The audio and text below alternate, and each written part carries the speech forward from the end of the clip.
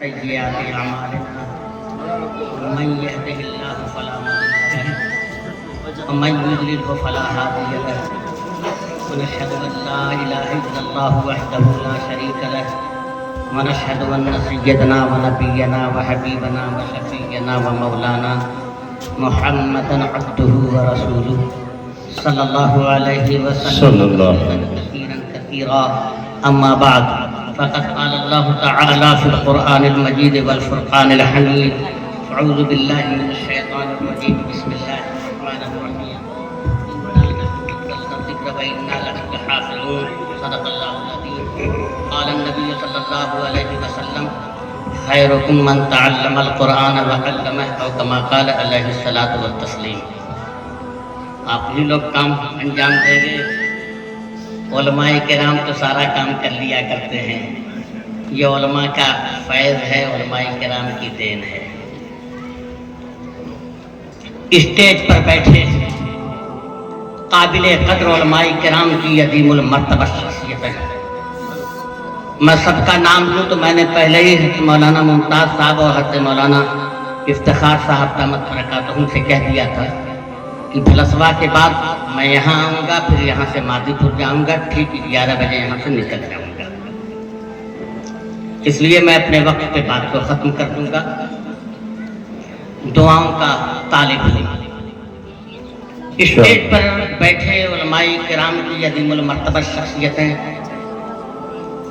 اور پھر سامنے بیٹھے رب ذوالجلال کے کلام الہی کے وفاداروں, پاسداروں, کیونکہ پانی کے بغیر تو مسئلہ ہی حل نہیں ہوتا. پانی سے مائک کو روکا جا رہا ہے. ہم تو مائک کو بغیر پانی کے بھی روک لیں. آج میں چند باتیں گزارشات کے طور پر اور بات یہاں سے میں شروع کروں کہ صحیفوں میں جو افضل ہے, اگر محترم قاری صاحب قاری عبدالسمیع صاحب اگر توجہ دیں تو میں یہاں کہوں گا صحیفوں میں جو افضل ہے اسے قرآن کہتے ہیں. بے شک صحیفوں میں جو افضل ہے اسے قرآن کہتے ہیں. اتارا ہے اسے جس نے اسے رحمان کہتے ہیں. بے شک ماشاءاللہ. اتارا ہے اسے جس نے اسے رحمان کہتے ہیں. اور بسالے اپنے سینوں میں جو اس کے 30 پارے کو. بے شک بسالے اپنے سینوں میں جو اس کے 30 پارے کو. زمانے بھر میں اس کو حافظ قرآن کہتے ہیں. دیکھیے اگر میرا ساتھ نہیں دیں گے تو میں جو ہے اکیلا بولنے والا آدمی نہیں. میں بول رہا ہوں, آپ حضرات بھی ساتھ دے بھائی. اگر قاسمی نہیں بولیں گے تو پھر اور کون بولے گا جی. ایک قاسمی کا ساتھ تو قاسمی ہی دے گا. میں حضرت سے سننا ہے تو ساتھ دیجئے. دیکھیے آج ہم لوگ خاموش ہیں اور خاموشی کا فائدہ ہی دوسرے لوگ اٹھا رہے ہیں. بے شک یہ بات یاد رکھیے گا, جب تک آپ خاموش رہیں گے دنیا چیختی رہے گی. جب آپ میدان میں آئیں گے تو دنیا خاموشی ہے. بے شک اس دور میں جینا ہے تو کوہرام میں. خاموش مزاجی تمہیں جینے نہیں دے گی. خاموش مزاجی تمہیں جینے نہیں دے گی. اس دور میں جینا ہے تو کوہرام مچا دو. بے شک یہ کلام الہی کون حفاظت کر رہا ہے؟ دعویٰ تو سب کر رہے ہیں. ایک واقعہ اگر اجازت ہو تو ذکر کر دوں. جی جی ارشاد. یورپ کی ویلفیئر سوسائٹی نے, توجہ دیجیے گا, یورپ کی ویلفیئر سوسائٹی نے بین المذاہب ایک کانفرنس کی. علماء کے توجہ کا طالب کہا کہ دنیا کے تمام مذاہب جن کا دعویٰ ہے کہ ہمارا دین آفاقی ہے ان کو مدعو کیا جائے, لیکن جج محترم نے ویلفیئر سوسائٹی کے حکم سے 3 मज़ाहिब के लोगों को दावत दिया। आप सवाल कर सकते हैं कि दुनिया में सैकड़ों मज़ाहिब हैं, उनको क्यों नहीं दावत दिया?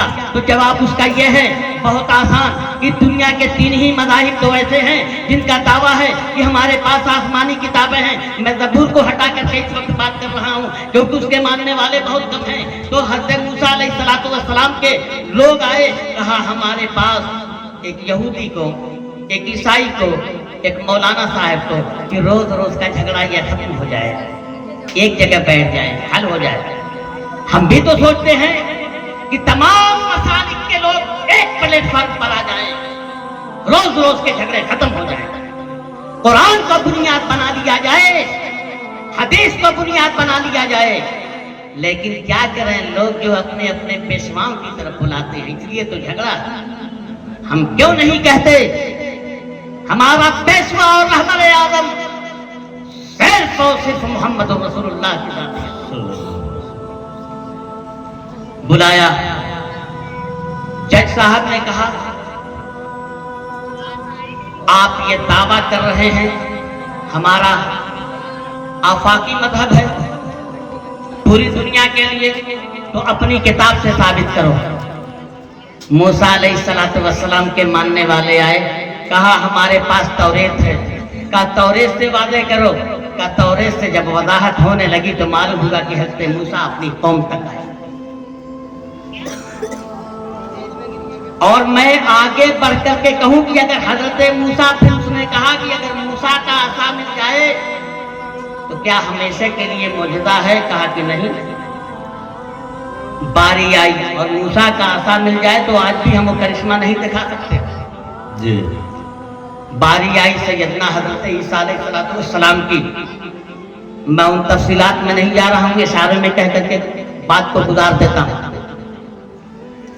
उन्होंने कहा क्या आपके पास दावा है इंजील के ताल्लुक से? कहा कौम तक। ये निजाम आफाकी नहीं, दलील देनी है तो अपनी अपनी किताबों से दीजिए।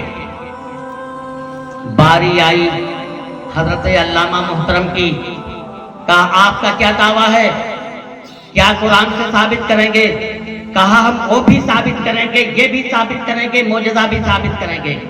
फौरन मौलाना मोहतरम ने कलाम इलाही को, कुरान मुकद्दस को उठाया और उठा करके ये कहते हैं ये कल भी जिंदा मौजज़ा था, आज भी जिंदा मौजज़ा है। कल भी तासीर बदलने की सलाहियत थी, आज भी तासीर बदलने की सलाहियत है। कल भी हजारों में हुफ़ाज़े किराम पैदा होते थे, आज भी लाखों में पैदा हो रहे हैं, आने वाले दिनों में भी करोड़ों पैदा हो रहे होंगे। इनके सीनों में 30 पारे मौजूदन हो जाते हैं। ये कुरान का कल भी जिंदा मौजूदा था, आज भी जिंदा मौजूदा है, क्योंकि कुरान ने ये ऐलान किया है। कहा ऐलान बाद में, पहले ये साबित कीजिए कि क्या मोहम्मद अरबी पूरी दुनिया के लिए आए थे। कहा जी हम कुरान ही से साबित करेंगे। कुरान ने पहले दावा किया अल कुरान हुदल लिन्नास, तमाम इंसानों के लिए हिदायत है, तमाम इंसानों के लिए आया। अल कुरान हुदल लिल आलमीन, सारे आलम के लिए आया।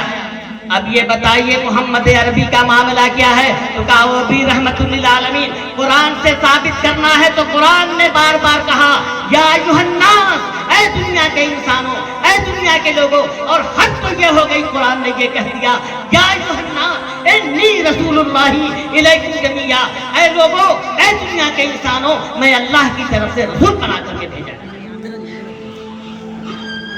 ये जिंदा मौजूदा। और हम कलमा भी पढ़ते हैं ना, तो ये नहीं कहते ला इलाहा इल्लल्लाह मूसा कलीमुल्लाह, अल्लाह के सिवा कोई इबादत के लायक नहीं। हजरत मूसा अल्लाह के कलीम थे, हजरत ईसा अल्लाह के रूह थे, फलां थे फलां थे फलां थे। हम कलमा पढ़ते हैं तो कहते हैं ला इलाहा इल्लल्लाह मुहम्मदुर रसूलुल्लाह, मोहम्मद अरबी अल्लाह के रसूल थे नहीं, अल्लाह के रसूल हैं। और जब पैदा होने वाला बच्चा क़यामत तक आएगा तो यही कहेगा कि अल्लाह के रसूल हैं। यह है वो चीज, सबसे आला और पाला हमारा नबी, सबसे आला और पाला हमारा नबी।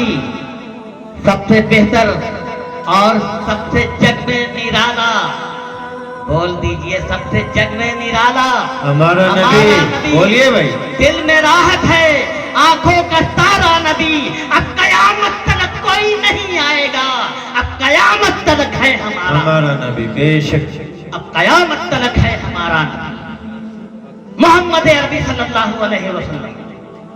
یا آپ تاریخ اٹھا کے رکھیں۔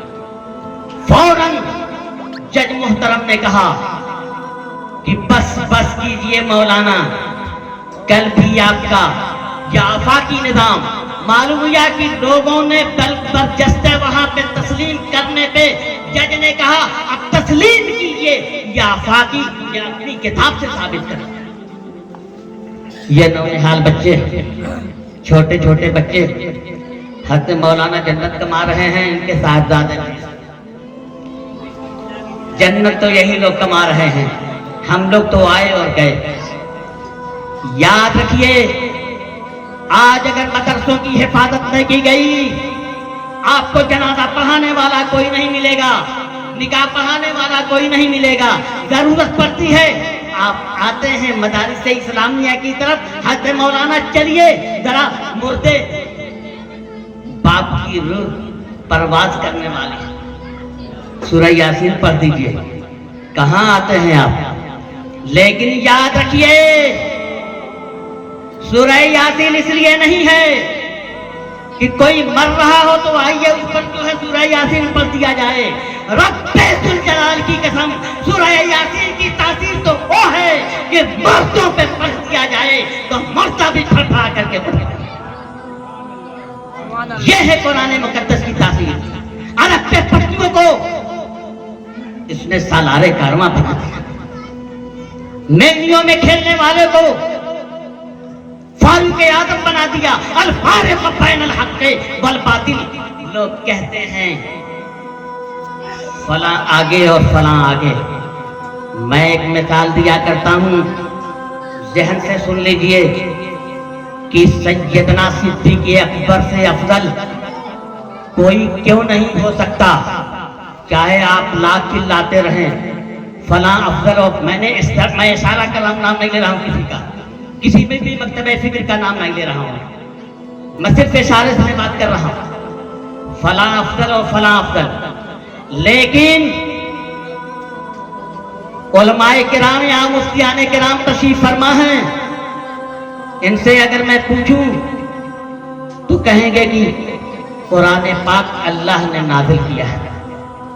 تفسیر لکھنے والے یہ کہیں گے کہ حضرت شیخ عبدالحق محدث دہلوی علیہ الرحمہ، شاہ عبدالعزیز محدث دہلوی علیہ الرحمہ، شاہ ولی اللہ محدث دہلوی علیہ الرحمہ، حضرت شیخ الہند رحمۃ اللہ علیہ، انہی کا تو نام آپ لیتے جائیں گے۔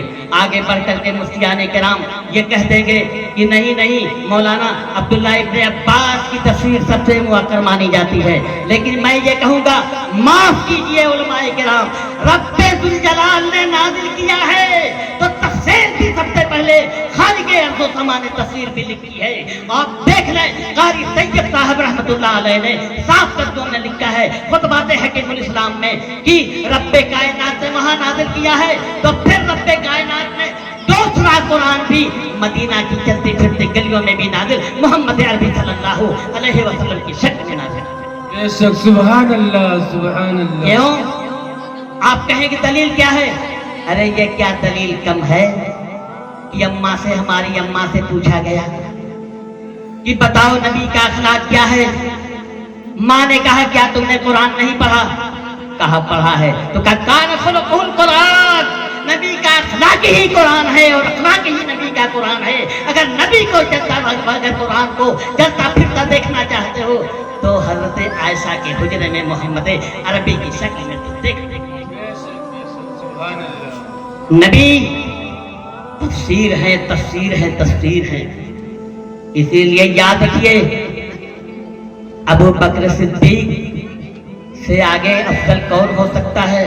علماء کرام کے لیے دلیل کا حوالہ دے دوں، یہ کہیں گے کہ کیسے افضل ہو سکتا ہے؟ اگر یہ حافظ قرآن، یہ بچہ حافظ ہے، قرآن لے کے چلے تو کیا کوئی مسلمان یہاں کھڑا ہو کر کے کہہ سکتا ہے کہ میں پیٹ دکھا کے آگے چلوں گا؟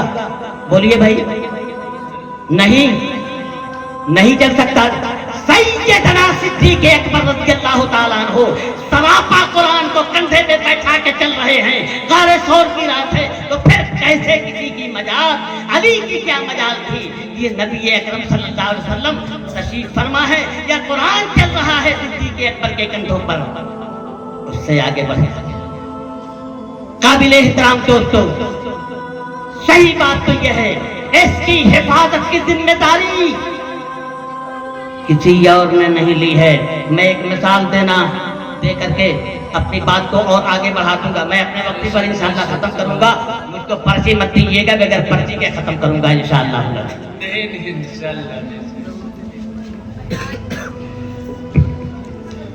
دیکھیے ایک مثال دیتا ہوں۔ حضرت قاری صاحب،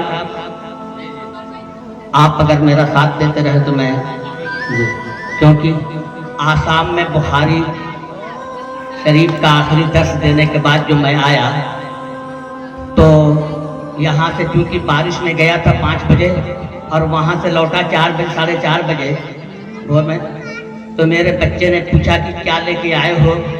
تو میں نے کہا رات کا سفر تھا، کھانسی، نزلہ زکام کھانسی لے کر کے آ گیا۔ اب اس کا یہ تبرک اگر کسی کو چاہیے تو میں دینے کے لیے تیار ہوں۔ ہے یہ کلام الہی ہے، اس کو آپ معمولی نہ سمجھیں۔ یہ اگر سینوں میں پیوست ہو رہا ہے تو ان کا کرشمہ نہیں ہے۔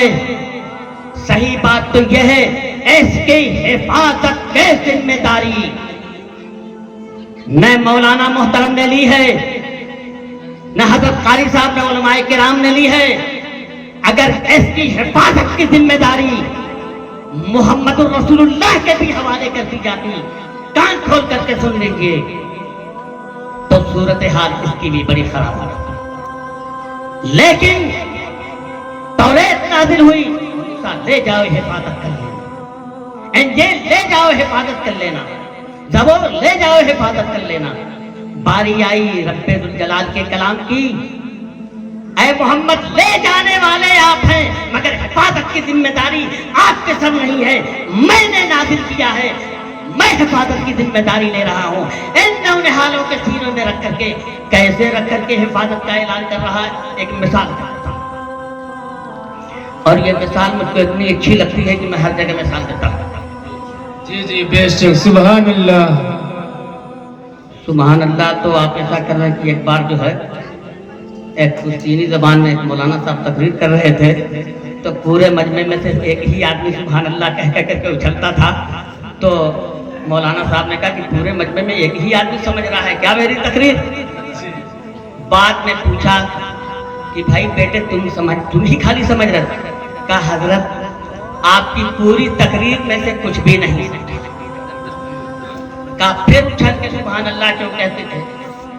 کہا بس مولانا صاحب، جب آپ میرے پیارے نبی کا نام لیتے تھے تو بس قسم خدا کی دل محبت سے لبریز ہو جاتا تھا، اور جو محبت سے لبریز ہو جاتا تھا تو میں سبحان اللہ کہتا تھا۔ میرے نبی کا نام آیا اور میں ایسے ہی رہوں تو سونار کی دکان پر، آج کل تو سونا مہنگا ہو گیا ہے لیکن لوگ جانتے تو ہیں، سستا ہو گیا، چلیے پھر آپ فتوا دے دیں گے، اس لیے میں نہیں اس پر تبصرہ کروں گا کہ بھائی سونے اگر آپ سونے کی انگوٹھی اور ہیرے کی انگوٹھی بنوانے جائیں گے، صاف سے بتائیے گا، تو کیا سونار کاغذ کے ڈبے میں دیتا ہے؟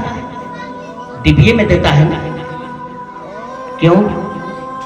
سونار ہیرے کی، سونے کی انگوٹھی کو کاغذ کے پڑیے میں نہیں دیتا، رتی ٹوکری میں ڈالنے کے لیے نہیں دیتا، اس کے لیے قیمتی ڈبیا استعمال کرتا ہے۔ کیوں؟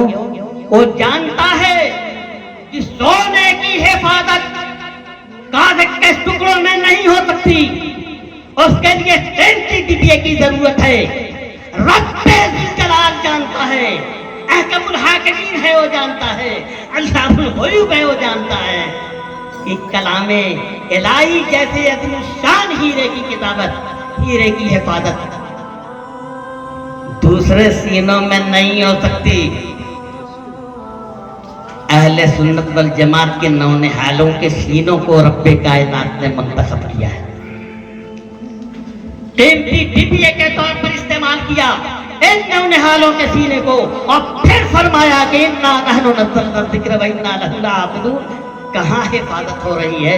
ان کے سینوں میں رکھ کر کے رب کائنات پھر کہہ رہا ہے کہ میں نے نازل کیا، میں حفاظت کر رہا ہوں۔ یہ مدارس اسلامیہ لوگوں کی نظریں کیوں ہیں؟ اسی لیے تو یہاں قال اللہ اور قال رسول کی صدایں۔ آج آپ نے اگر اس کی حفاظت نہیں کی، آپ آگے نہیں بڑھے، یہ نونہال کہاں سے پیدا ہوں گے جو 23 پارہ جن کے سینوں میں موجود؟ دور الہاد ہے، یاد رکھیے ایسے نازک موڑے پر قرآن نے کہا ہے جملہ بڑی تاثیر کے ساتھ کہ، اور ہم رو رہے ہیں نا، بہت رو رہے ہیں، بہت رو رہے ہیں کہ ہر جگہ ہم پیچھے جا رہے ہیں۔ اور جمعیت علماء ہند تو ہمیشہ تاریخ اس کی رہی ہے، لوگوں کو جگاتی ہے کہ جاگتے رہو ورنہ ڈاکو حملہ کرنے، ایمان پر حملہ کرنے کے لیے تیار ہیں۔ قاری صاحب تو یہاں بہت زیادہ جو ہے جدوجہد اور محنت کر رہے ہیں۔ تو میں کیا کہہ رہا تھا کہ اگر حفاظت نہیں کی گئی، آپ نے جدوجہد نہیں کیا، تو پھر ڈاکو ڈاکہ ڈالنے کے لیے آپ کے ایمان پر تلے ہوئے ہیں، ہم روتے ہیں، ہم پیچھے جا رہے ہیں، ہم مارے جا رہے ہیں۔ اور قرآن نے ایک جملہ کہا ہے وَأَنْتُمُ الْأَعْلَوْنَ إِن كُنتُم مُؤْمِنِينَ۔ تو چاہے اس کو مان لو چاہے اسے مان لو، تم ہی سر بلند رہو گے، شرط یہ ہے کہ تمہارے اندر ایمان ہو۔ باب سرنجا کی رفتیں بھی تم کو جھک کر کے سلام کریں گی، شرط یہ ہے کہ تم قرآن پہ عمل پیرا ہو۔ اور تفصیل میں نہ جا کر کے میں اگر ایک شعر میں کہوں، حضرت مولانا صدیق ولی کامل بادوی رحمت اللہ علیہ ایک شعر کہا کرتے تھے، وہ بڑے اسلامی شاعر بھی تھے حضرت قاری صاحب، کہ تمنا ہے کہ گلزار مدینہ اب وطن ہوتا، تمنا ہے کہ گلزار مدینہ اب وطن ہوتا، وہاں کے گلشنوں میں کوئی اپنا بھی چمن ہوتا، خدا شاہد ہے ہم سارے جہاں پر حکمراں ہوتے۔ یہ قرآن کا ترجمہ ہو گیا، خدا شاہد ہے ہم سارے جہاں پر حکمراں ہوتے، قرآن پاک کی سنت اگر اپنا چاہتا تھا۔ سب کچھ ہم نے کیا ہے مگر قرآن ہی کو چھوڑ دیا، ہم الٹتے رہتے ہیں۔ اور میں تو یہ کہا کرتا ہوں، یاد رکھیے مسلمانوں، ہم نے مکتب کا جال بچھا دیا ہے۔ الامام محمد قاسم النانوتوی علیہ الرحمہ والرضوان نے فرمایا کہ گھر گھر میں جال بچھا دو مکاتب کا۔ کیوں؟ تاکہ ہماری قوم زندہ رہے، کہیں تسلیسیت نہ برپا۔ لیکن آج ہم کہتے اس نے بھی مدرسہ، اس نے بھی مدرسہ، اس نے بھی مکتب، اس نے بھی مکتب۔ یاد رکھیے گا جتنے بھی مکاتب قائم ہوں گے آپ کے لیے بہتری کا سبب بنیں گے۔ مسلمانوں اٹھو، اب وقت کی رفتار ہو جاؤ۔ یہ شعر کہہ کر کے بات کو ختم کرتا ہوں۔ قاری صاحب ایک آدھ بار سبحان اللہ تو ایسے کہہ دیجیے، سمجھ میں آئے چاہے مت آئے۔